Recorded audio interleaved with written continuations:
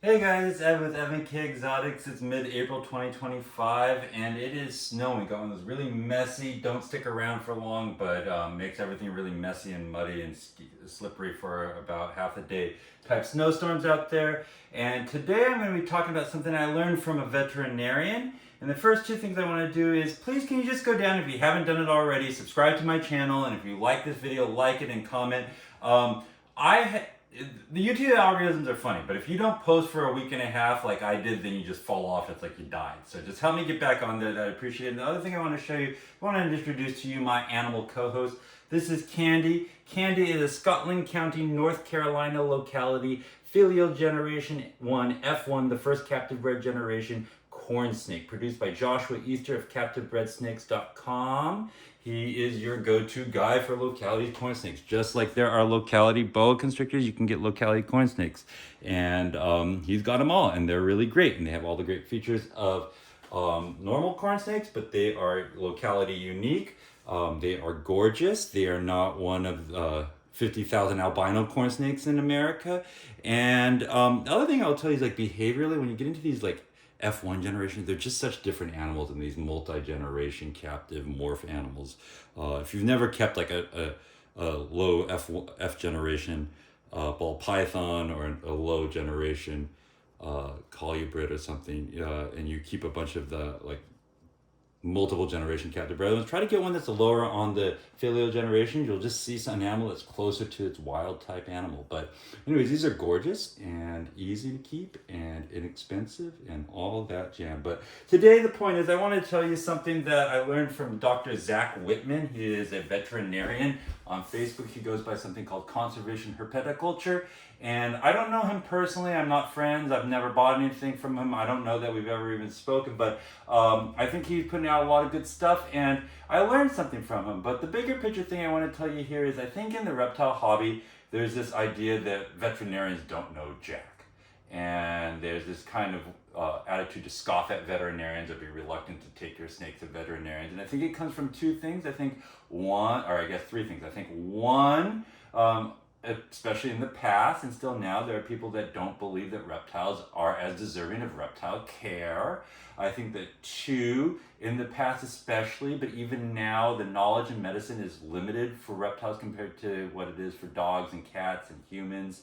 And then on top of that, the specialists are even more limited. So it's hard to access that type of care. And so because of that, it just makes it more arduous to access it. So some people don't, or sometimes people go in and they don't see an exotics only vet and they maybe don't have the best experience with one, which is unfortunate. But also, even those not specialty veterinarians have quite a bit of knowledge that the average laykeeper does not. And so they can have advantages. So I don't want to knock a not board certified exotics vet, but I'd also like to acknowledge that I think sometimes because of the lack of general body of knowledge for reptile medicine, and also because it's hard to access the true experts in reptile medicine if you're not somewhere that has a bunch of them, people have disappointing experiences for them. And the third reason, I just think there's this little culture or attitude of like DIY and independence, and you can kind of treat animals yourself. So I think those are all the reasons why people don't take their animals to a vet. But I think that going to a vet is an important thing to do with your animals if they're displaying health issues that that you don't know how to solve, or that you need special treatments for or medications for. I have conscripted the services of a veterinarian, and I was thankful to have it done. And for the services I received, I always felt it was reasonably priced. Not to say it's cheap. Any vet visit's going to cost you $100 minimum once you get a testing, a couple $100. But I will tell you that just in the grand scheme of conscripting the attention of a doctoral level professional in a clinical setting, and then having access to all that diagnostic stuff, they are really excellent values compared to most medicine. So that's just what I'll leave you. And I'm just going to tell you the little tip I learned from Dr. Zach Whitman at Conservation Herpeticulture on Facebook, and that is about biliveridin. And I just found an example of it here. So let me see if I can put it there and not lose track of it. I'll do this, but I've got to kind of change the camera here. I'm sorry, but I'm going to show you a shot of shit.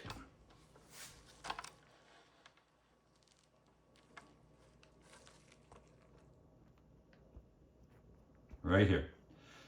This is a little empty belly purge bathroom go This animal got pulled out of rumination 10 days ago, and hasn't eaten yet, and this is its first purge. And I don't know if you can see, but you see that green coloration?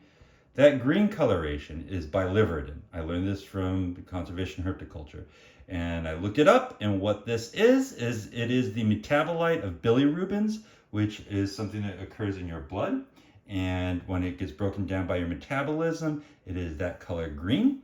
And so basically, anytime you see this greenness like this, that's bilirubins.